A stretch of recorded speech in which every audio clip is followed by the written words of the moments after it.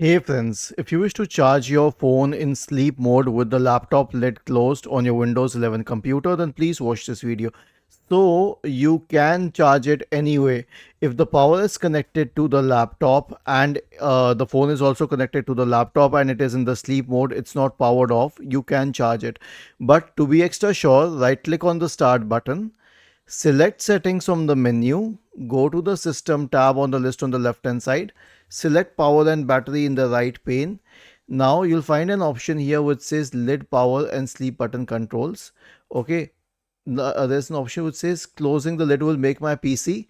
Change it to either sleep or do nothing. Do not change it to hibernate, do not change it to shut down. And if it is on battery, then again sleep or do nothing. Okay, so this way you will be able to charge your phone.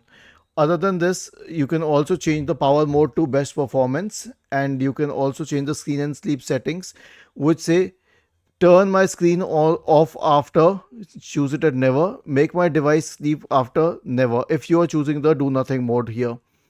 Was this helpful? If yes, then please subscribe to the channel. If not, then let us know in the comment section of the video on how we could help you further.